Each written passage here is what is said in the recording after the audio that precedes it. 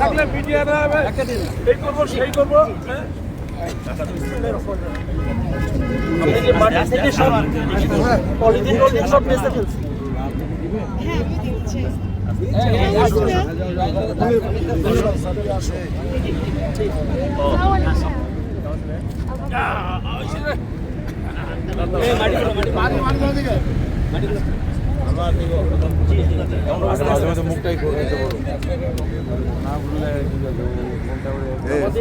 সারাদিনই আমরা কাজ করবো, করে আমরা আপডেটটা দিয়ে দিই, আপডেট দিলে আমি পেয়ে যাবো এবং সব বড় বড় গাছ আসবে।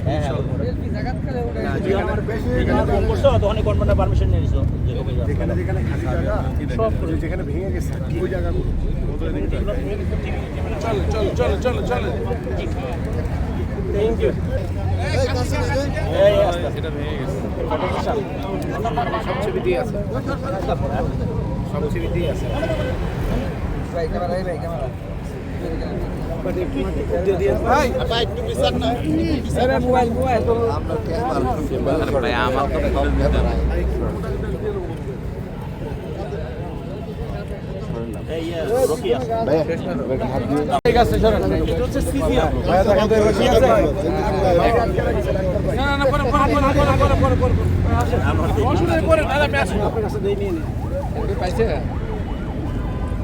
আপনি যত যাই লাগান নামা মারাই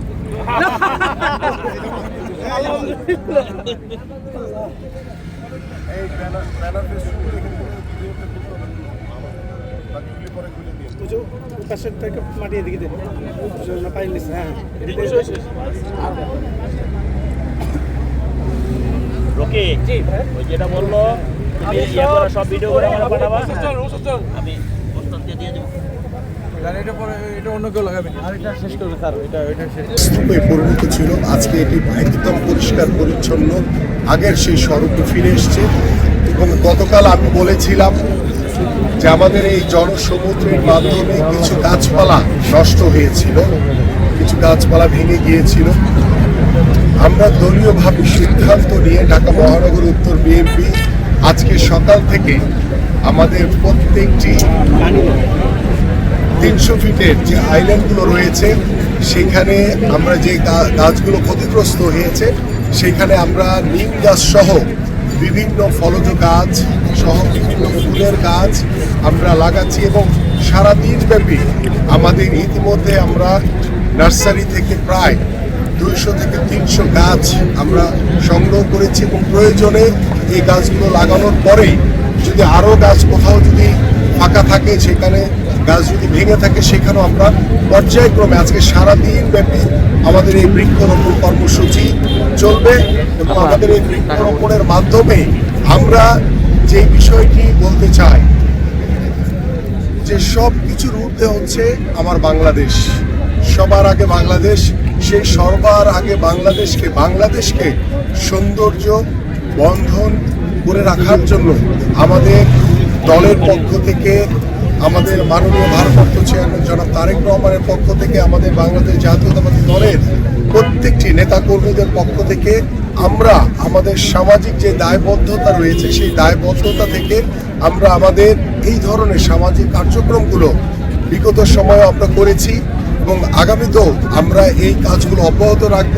এবং আগামী সামনে নির্বাচনকে সামনে রেখে আমরা যেই মেসেজটি দিতে চাই সেটি হচ্ছে যে বাংলাদেশ আমাদের সবার, এবং বাংলাদেশের বিরুদ্ধে দেশে বসে যারা বিভিন্নভাবে ষড়যন্ত্র করার চেষ্টা করছে, যারা আগামী নির্বাচনকে বানচাল করার একটি অপচেষ্টা করছে, বাংলাদেশের মানুষ এবং বাংলাদেশ জাতীয়তাবাদী দল বিএনপি আমরা সকলেই ঐক্যবদ্ধভাবে গত 17 বছর যেভাবে ওই স্বৈরাচারের বিরুদ্ধে আন্দোলন করেছি, সংগ্রাম করেছি, ঠিক একইভাবে সকল ষড়যন্ত্র মোকাবেলা করে আগামীর ফেব্রুয়ারি নির্বাচনকে আমরা একটি অবাধ সুষ্ঠু নিরপেক্ষ নির্বাচনের মাধ্যমে আমরা বাংলাদেশে একটি জনগণের সরকার প্রতিষ্ঠিত করব।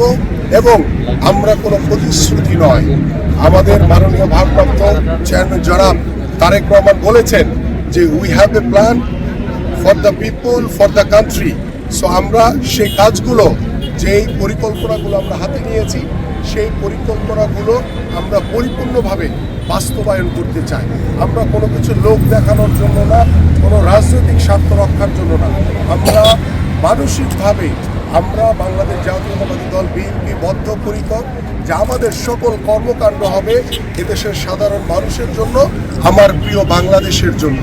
এবং আপনারা জানেন যে আমাদের মাননীয় ভারপ্রাপ্ত চেয়ারম্যান জনাব তারেক রহমানের আগমন উপলক্ষে আমাদের বিভিন্ন জায়গায় ঢাকা মহানগরীর বিভিন্ন খাম্বাতে বিভিন্ন পিলারে ব্যানার ফেস্টুন লাগানো হয়েছে।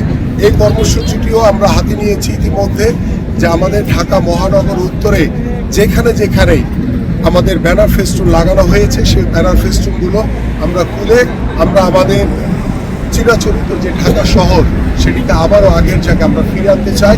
এবং আমরা এবং আমাদের মূল লক্ষ্যই হচ্ছে এদেশের সাধারণ মানুষ এবং আমার প্রিয় বাংলাদেশ, সবার আগে বাংলাদেশকে প্রতিষ্ঠিত করার জন্য আমরা সকলেই বদ্ধপরিকর। শেষ প্রশ্ন,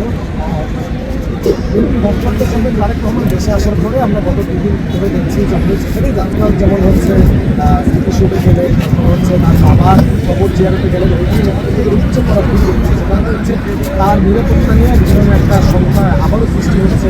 বিশেষ করে তাকে হচ্ছে অনেক সময় আমরা কিন্তু অনেক রাত পর্যন্ত সময় থাকে এই বিষয়ে উদ্দেশ্যে আপনার দেখেন, বাংলাদেশ জাতীয়তাবাদী দলের ভারপ্রাপ্ত চেয়ারম্যান জনাব তারেক রহমান তিনি কিন্তু কোনো দলের নেতা নন, তিনি সারা বাংলাদেশের নেতা। এবং দীর্ঘ 17 বছর ওই স্বৈরাচারের বিরুদ্ধে তিনি সুদূর প্রবাস থেকে বাংলাদেশ জাতীয়তাবাদী দল বিএনপিকে ঐক্যবদ্ধ করে এদেশের সাধারণ মানুষকে ঐক্যবদ্ধ করে 24-এর গণঅভ্যুত্থানে ছাত্র জনতার বিপ্লবের মাধ্যমে আমরা স্বৈরাচার মুক্ত একটি বাংলাদেশ পেয়েছি।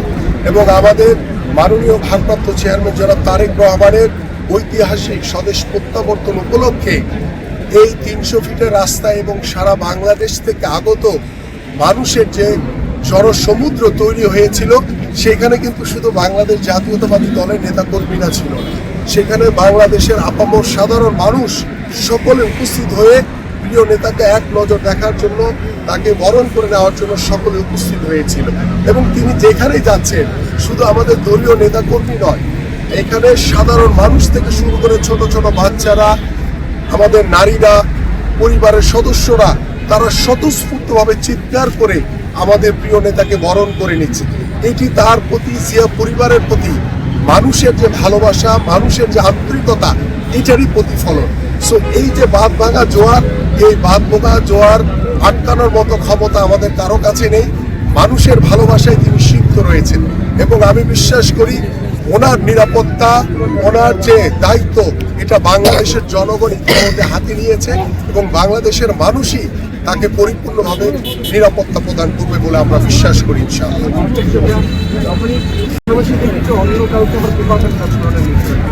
তো এই জায়গাটা আসলে কি করবেন, জনগণকে বিভ্রান্ত করার যে চেষ্টা করা হয়, এই জায়গা আসলে কি? বাংলাদেশ জাতীয়তাবাদী দল বিএনপি সবসময় সত্যের পথে চলে, সত্যের রাজনীতি করে, ন্যায়পরায়ণতার রাজনীতি করে, ন্যায়ের পথে চলে। আর যারা বাংলাদেশে বসে দেশি বিদেশি ষড়যন্ত্রকারীদের সহযোগিতা নিয়ে মিথ্যাচার, প্রতারণা করছে, তারা বাংলাদেশের জনগণের সাথে মিথ্যাচার করছে, বাংলাদেশের জনগণের সাথে তারা মিথ্যা প্রতারণা করছে। সো তাদের বাংলাদেশের মানুষের প্রতি তাদের ন্যূনতম কোনো আস্থা বা বিশ্বাস নেই। তারা চেষ্টা করে যে কিভাবে একটি সত্যকে মিথ্যা দিয়ে ঢেকে দেওয়া যায়, কিন্তু সত্য সবসময় সত্য, সত্যকে কখনো মিথ্যা দিয়ে ঢাকা যায় না। এবং যারা মিথ্যাচার করছে, যারা প্রতারণা করছে মানুষের সাথে, তাদের জবাব আগামী ফেব্রুয়ারি নির্বাচনে বাংলাদেশের জনগণ ব্যালটের মাধ্যমে দিবে বলে আমরা দৃঢ়ভাবে বিশ্বাস করি।